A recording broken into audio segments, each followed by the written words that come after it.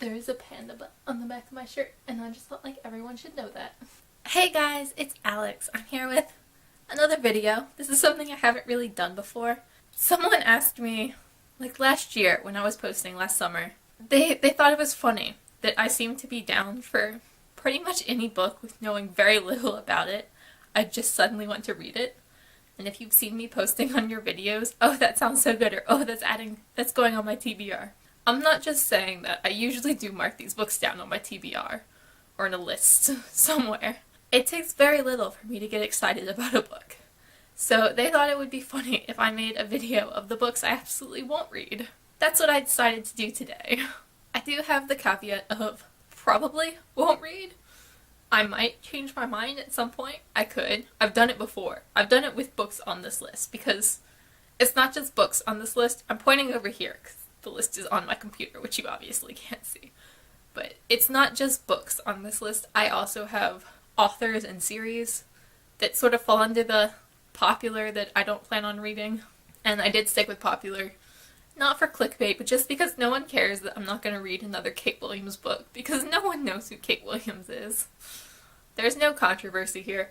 Obviously, I'm not saying anything bad about these books. I've never read them. They could be amazing. There are actually books on this list that I think I would like if I read them. I'm just not planning to for whatever reason or other, so if your favorites are on this list, I'm sorry. Feel free to try to change my mind. Go for it. You probably won't on some of these, but some of these you might actually be able to, so like, if you want to, go ahead. I'm not going to be offended if you're like, oh no, you really need to read this. The first is a series. It's Percy Jackson. Starting off big. I'm never going to read Percy Jackson. Percy Jackson is honestly one that I think I would enjoy it if I read it. I honestly think that if I sat down and read it, I'd find them to be pretty good books. I just don't think they'd be books that I love. And I'm a person who, once I start a series, I have to finish that series, and I have to finish every series associated with that series, like that's set in the same world. And Percy Jackson has kind of expanded, so it's a bit too unwieldy for me to even think about. I don't want to get involved in that, and I don't look at those books and see books that I would love. I see books I'd probably like, but not enough so to like get invested in the whatever 20 book series world, however ridiculous many it's gotten to be at this point. And the second one, in case I didn't hit you in the Percy Jackson feels enough, Sarah J. Maas. The whole ACCA what sort of stuff and things. I don't know. People talk about them all the time, and I have zero desire to read them. I've always had zero desire to read these books. Like, I never heard of them. And then I got on BookTube, and everyone was gushing over them. And usually that makes me really want to read a book. Usually I'm like, oh, you think that's good? Let me read it. What's it about? Don't know. Don't care. Let me read that book. But with these, it was just like, for a long time, I knew absolutely nothing about them. Like, people often talk about how much they love them without actually, like, describing the books. And then I sort of realized that they were fairy tale retellings, which I like. I just have zero interest. I don't know why, but I do, so not gonna read them. Continuing on, in the vein of fantasy series that are incredibly popular, that I don't care about, Cassandra Clare. Not gonna read the Shadowhunter books. This is a little bit cheating, because I actually have read the first two. I read City of Bones and City of Ashes back when they first came out, when I was in, like, middle school. Like, those books have been around for a long time. Like, back when they were first getting popular, I had a friend who was really into them, and I read them, and I loved City of Bones, and I loved City of Ashes. And then there was like a year or two before City of Glass came out. I read City of Glass, I started it, I don't remember if I finished it. And that should tell you everything you need to know. Like, I genuinely don't remember if I ever finished that book. I remember starting it, I remember one of the plot twists in it, don't remember finishing it. And it was originally supposed to be a trilogy, which I was down for, and then Cassandra Clare sold her soul, which kudos to her, like, bravo, if you can do that and make something you love, like a multi-million-dollar franchise, go for it.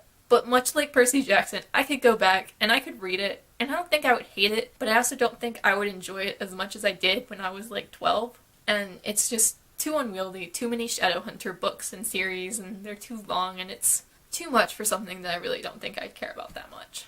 A Series of Unfortunate Events by Lemony Snicket. I read the first one of these. Like, back not too long after it came out, I think. I was in elementary school. I don't think the series was complete at that point. I read The Bad Beginning. I owned The Bad Beginning and unhauled it, like, last year. And at the time, I intended to finish the series. Like, I was, like, 8 or something, probably. I have no idea when I read it. It was elementary school. It's been a while.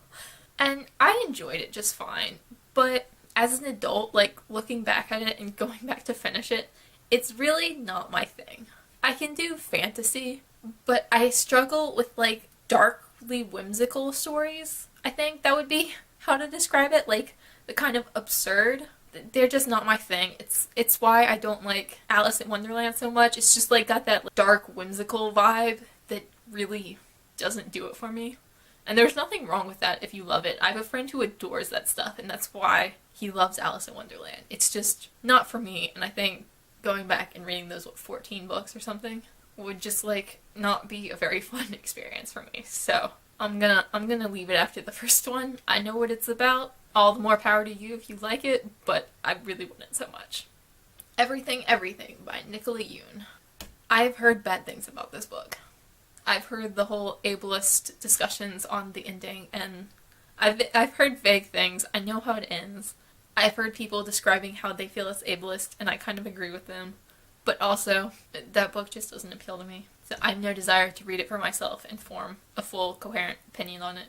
If you love it, more power to you, go right ahead. But it doesn't really sound like it's gonna be my thing, or that it would leave me feeling very happy. The next is an author who I've blacklisted, which is Ellen Hopkins. I used to read Ellen Hopkins a lot. I loved Ellen Hopkins. She was one of my favorite authors. I used to own like 3 or 4 of her books. If you don't know her, she writes prose poetry, young adult fiction, and also adult fiction now. I haven't read any of her adult fiction books, but I loved her. I loved her Crank series, which was semi-autobiographical, and I loved Impulse. Impulse was my favorite book by her, and I also had Tricks, and then I read Perfect. It's been a while, so like I can't really discuss this as in depth anymore as I could have like several years ago when I read it. I actually liked the majority of Perfect, for the record. But Perfect included a girl who was raped. And within the narrative, not like a specific character, but within the narrative, she was kind of blamed for the rape by her own behavior and drinking too much and acting out and dressing provocatively. It was really disgusting, and like I had a very visceral reaction to that like I just had to stop at a point and was like, this is a feminist author who I admire. I can't believe she just wrote that. After that, I was like, I'm done with her. I'm never reading any of her books again. Like, it was horrifying to me, and I felt so sick to my stomach, and I'm not dealing with her again. Another author, John Green. I know people love John Green. There's like the separated of people who adore and love John Green, and then like the dissenters who absolutely hate him and think he's a terrible writer. And like, I read John Green. I read the first 4 or 5 books he ever wrote. I stopped after The Fault in Our Stars. I actually stopped before The Fault in Our Stars, but I was bored one weekend and my roommate had a copy and it was sitting around, and I picked it up and read it and was like, oh, this is why I quit reading John Green. I don't hate him. I think he's a fine writer. I just did not like any of his books. I don't know why. When I first picked him up, I'd heard about him for a bit, and I'd heard he was a very famous, very popular young adult contemporary author. And this was back when I read a lot of young adult contemporary, and I just expected to love him. Like, young adult contemporary probably comprised about 90% of what I read at the time that I started reading John Green. And I picked up Paper Towns, and it was just like oh, this is fine, I guess. It's not something I like. It's not something I would ever pick up this author again if he wasn't so famous. And then I read An Abundance of Catherines and Looking for Alaska, and I don't remember what else he's written. And it was just, I had that reaction with all of him, with all of his books. Like, they were fine, but they weren't anything special, and I didn't particularly enjoy any of them. I think they were all 2 or 3 star reads for me, and it just got to the point where I was like, there's no point. I'm done. Like, if I haven't liked someone in 4 or 5 books, I'm not going to. I tried really hard. he's just not for me. The next is a book that came out a few years ago, and it is Go Set a Watchman by Harper Lee. This is one I'm very, very torn on. If you don't know, there was a very big controversy around it. They marketed it as a sequel, and really it was like a first draft, and there's also this concern that Harper Lee is maybe not in the right frame of mind, that she's older and senile. There's also very suspicious timing. Her sister, who was her lawyer for a great many years, and like her protector, she kept her from the media, died. And about 2 months after she died, they announced that they had miraculously found this draft. And Harper Lee desperately wanted it published. And after like so many decades of Harper Lee not saying anything to the press, not wanting anything else published, 2 months after her sister, who's her lawyer, dies when she's in a nursing home, they announced this new book. It just seems like very sketch timing, and I don't know enough about the situation that makes me very uncomfortable. I might read it, I might not. I've been torn on this subject for several years. I haven't quite decided how I feel about that yet. The next book on the list is, well, it's a series actually, but it is the one I actually own, and it is The Chronicles of Narnia by C.S. Lewis. Never read it. Don't plan on reading it. I actually read the first book, the first published book, The Lion, the Witch, and the Wardrobe. I read it once when I was a kid, didn't like it at all. And then I watched the movie when the movie came out, which was like a good few years later. Didn't like the movie either. I actually liked the movie less than I liked the book. And then a few years back when I was in college, I had to read The Lion, the Witch, and the Wardrobe a second time for a class. And I still didn't like it. Not my thing. So I do want to read C.S. Lewis, and I have several of his other books that I plan on reading. It's just this series. I have the whole nice box set. Well, it's falling apart, but I have it. I don't ever plan on reading it. I'm going to a very special part of literary hell for this. Not only am I not reading it, I'm intentionally not reading it. And to hit on another beloved young adult classic, Divergent by Veronica Roth. Never read it. Never gonna read it. I watched the movies a year or two back when I was all hyped up on Vicodin after a car accident. And they were just so, like, mind-numbing. And if it can't entertain me when I'm high, then I'm not gonna waste my time reading the books. I didn't even finish the movies. I watched, like, the 3 that were out, and then read the Wikipedia plot summary for the last one because I wanted to know how it ended. I'm not gonna do it. Like, there's no point. And just to hit all the people who aren't YA fans, Stephen King, he makes this list. I hate Stephen King. I just, deep in my soul, like, I just hate the man. I've read several of his books. I read Misery, and I read a couple of the books he published under Richard Bachman, which was his pseudonym. And I like the Richard Bachman books significantly better. I might read The Shining at some point. His books irritate me, and I don't like horror anyway. But I'm especially not reading his book on writing, because I've seen excerpts from it. And every single time I see an excerpt from that book, it just makes me angry. Like, I hate his writing advice.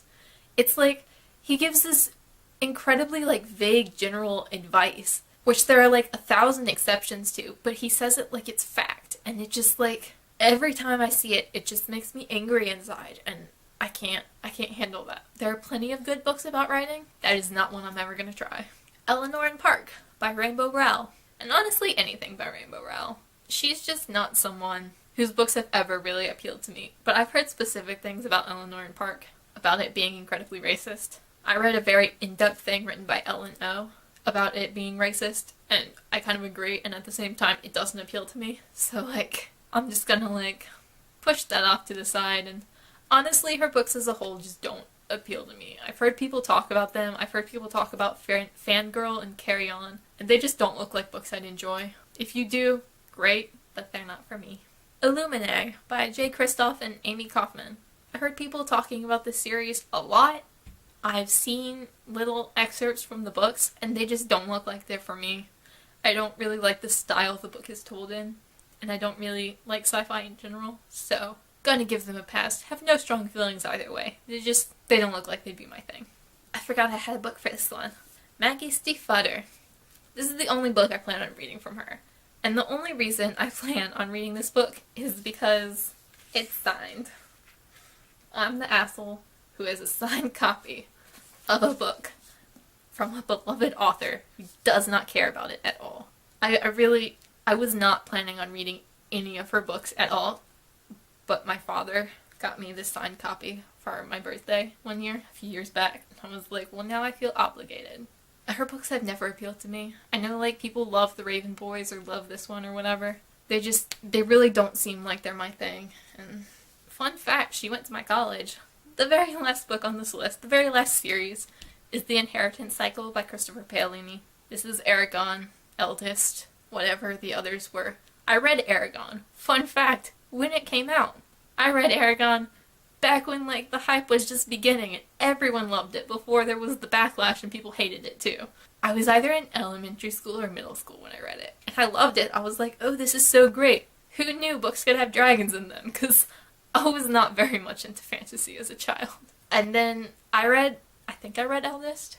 It just took so long between books coming out. And by the time, like, a few years had passed, I'd heard all the backlash, and also I was less interested in fantasy than I had been, and I was pretty much only reading contemporary and realistic fiction. And I just never bothered finishing it, and I never plan on going back. From what I've heard and from what I remember, there's significantly better fantasy out there that I should read before I'd even think about doing that, so that's my plan. And I hope with this video that I've properly horrified everyone. Feel free in the comments to try to persuade me otherwise. You might be able to do it. I'd be up for interesting conversation on these books. Let me know down in the comments what you thought, if you're horrified, if you hate me. I'm sure someone out there does, that I've bashed their favorite book or series or author. Bye, guys!